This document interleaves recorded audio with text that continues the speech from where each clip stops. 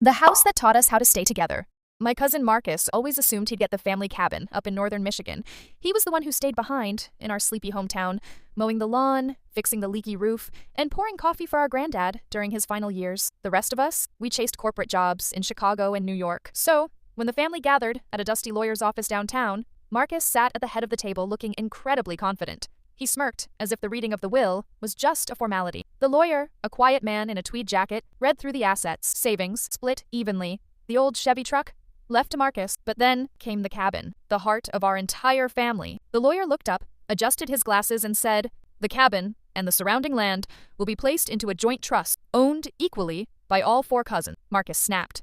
The confidence vanished, replaced by pure anger. He slammed his hand on the desk, shouting about how he was the only one who actually cared, the only one who did the work.